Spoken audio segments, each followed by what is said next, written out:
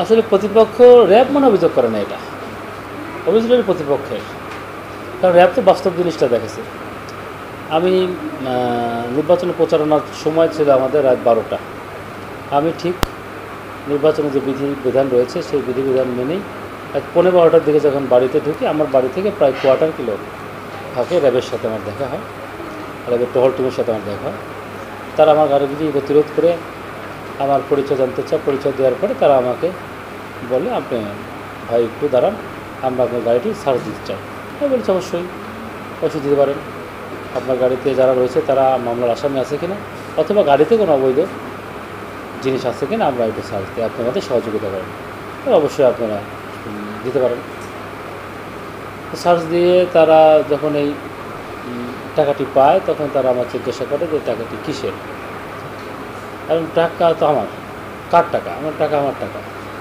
এত টাকা আপনি কোথায় নিচ্ছেন? বললাম বাড়িতে নিচ্ছি। কেন? বললাম নির্বাচনে আমার ব্যয় যে রয়েছে, আমি তো কারো টাকা পরিশোধ করার সুযোগ পাই নাই। যারা এই মাইকিং প্রচার করেছে, মাইক, গাড়ি, অফিসের খরচ, ব্যানার, পোস্টার, ফেস্টুন, আপনার এজেন্টের টাকা, এই যে নির্বাচনে যে আনুষঙ্গিক যে ব্যয় রয়েছে, এই ব্যয়টি যার যার যে সেক্টর সেই সেক্টরের দায়িত্ব দেওয়া ছিল, কিন্তু সেক্টরের কোনো মানুষই আমার কাছে টাকাটা চায় নাই। আমি বলেছিলাম যে নির্বাচনের ঠিক আগের দিন সারাদিন ফ্রি থাকবো, আপনারা সেই সময় আগের দিন এসে যার যে ভাউচার রয়েছে সে ভাউচার দেখে আপনার টাকাটা আমার কাছ থেকে নিয়ে যাবেন। আমি আজকে রাতেকে আসতে বলেছিলাম, তো উনি বললো তাহলে কি এত টাকা? আমি বললাম অবশ্যই, নির্বাচনে এবার 2024-এর সংশোধনীতে বলা হয়েছে 25 লক্ষ টাকা একজন প্রার্থী ব্যয় করতে পারে, আর এখানে 22 লক্ষ প্লাস টাকা রয়েছে। কিছু টাকা আমার ব্যয় হয়েছে, বাকি টাকাটা এখানে রয়েছে, যে টাকাটা আগামীকালকে ব্যয় হবে। অনেক সময় উনি কথা বললো, কার সাথে কথা বললো আমি জানি না, অনেক সময় প্রায় ঘন্টাখানেক উনি কথা বললো। বলার পরে ঘন্টাখানেক পরে উনি আমাকে বললো যে আপনি আমাকে একটু সহযোগ করেন, সামনে আপনি গাড়ির ভিতরে ওঠেন, আপনি ক্যাম্পে চলেন। আপনি কিছু মনে করেন না, আসলে নির্বাচন আচরণ বিধি লঙ্ঘিত হয়েছে কিনা এটা আমরা রিটার্নিং কর্মকর্তার সাথে কথা বলে তারপর আপনি চলে আসবেন। র্যাব প্রথমে আমার কাছ থেকে টাকার ব্যাগটি নিয়ে তাদের গাড়িতে রাখে, কিন্তু রাস্তার মধ্যে গাড়ি রোধ করে আবার ওই টাকার ব্যাগটি আমার কাছে দেয়, যে ব্যাগটা আপনি নিয়ে নামবেন। স্বাভাবিকভাবে এখন কেন দিল, কী মনে করে দিল আল্লাহ জানে, আর আল্লাহ জানে। তা আমি যখন ক্যাম্পে যাই, ক্যাম্পে ঢুকে আমি আপনাদের দেখতে পাই, আমার তখন মোটামুটি একটা ধারণা হয় যে কেন ব্যাগটি আমার কাছে ফেরত আসলো।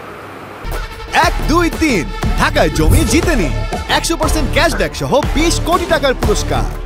অবশ্যই ষড়যন্ত্রের মধ্যে রয়েছে, অবশ্যই সাধারণ নাটকের মধ্যে রয়েছে, কারণ ব্যাগটি রাস্তার মধ্যে আমার কাছে ব্যাগ করা, আর আমি যাওয়ার আগে আপনারা আসা, সাংবাদিকদের আসা, তো অবশ্যই এর মধ্যে কোনো না কোনো কারণ রয়েছে। কারণ আমি যদি নির্বাচন আচরণবিধি লঙ্ঘন করি, আবার সেই নির্বাচন আচরণবিধির শাস্তি দেবে নির্বাচন কমিশন।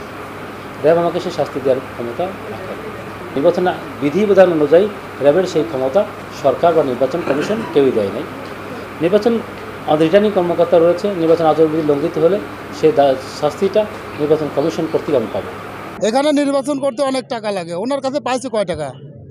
এর সাথে তো 3 ডাবল টাকা লাগে নির্বাচন করতে, এর সাথে 3 ডাবল টাকা নির্বাচন করতে লাগে, কিন্তু ওনার পুরাটাই ষড়যন্ত্র করে লেগেন আমাদের শাহিনুজ্জামান শাহিনের ক্ষতি করার চেষ্টা করতেছে।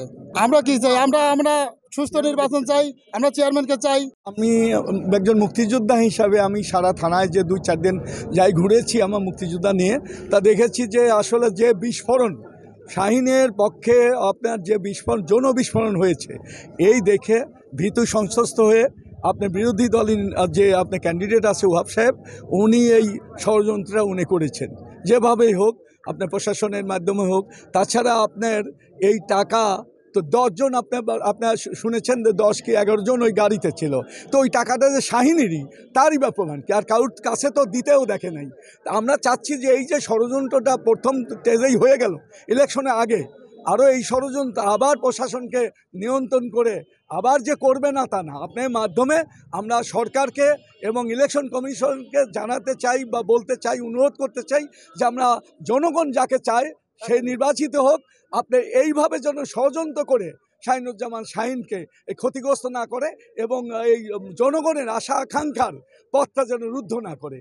রাত 2টোর সময় একজন টেলিফোন করছে, শুনলাম যে শাহিনুজ্জামান শাহিন উনি আটক হয়েছে। আসলে আমরা শাহিন এমনই একজন ভালো মানুষ, উনি জনগণের প্রতিনিধি। আমি তো ঘটকালি করেই 10টা ইউনিয়ন ঘুরিয়ে দেখেছি, ওনার প্রচণ্ড মানুষ ভালোবাসে, প্রচণ্ড ভোট। এই যেটা ঘটিছে এটা তার ষড়যন্ত্র, এটা তার মিথ্যা, এটা অবিচার। এখন আজকে আমাদের উপজেলা পরিষদ নির্বাচনে এক পক্ষে মোটরসাইকেল প্রতীক নিয়ে নির্বাচন করছেন সুজানগর উপজেলা আওয়ামী লীগের সভাপতি আলহাজ আব্দুল ওহাব, এবং আনারস প্রতীক নিয়ে নির্বাচন করছেন সুজানগর উপজেলা আওয়ামী লীগের সংগ্রামী সাধারণ সম্পাদক আমাদের প্রিয় নেতা শাহিনুজ্জামান শাহিন। আসলে জনগণের ব্যাপক সাড়া দেখে মোটরসাইকেল প্রতীকের প্রার্থী আলহাজ আব্দুল ওহাব তিনি নিশ্চিত পরাজয় জেনেই আসলে এই বিভিন্ন ষড়যন্ত্রমূলক হয়রানি শাহিনুজ্জামান শাহিনের বিরুদ্ধে এবং বিভিন্ন ইউনিয়নে শাহিনুজ্জামান শাহিনের নেতাকর্মীদের তিনি বিভিন্নভাবে ষড়যন্ত্র করে বিভিন্ন হানাহানি তৈরি করছে।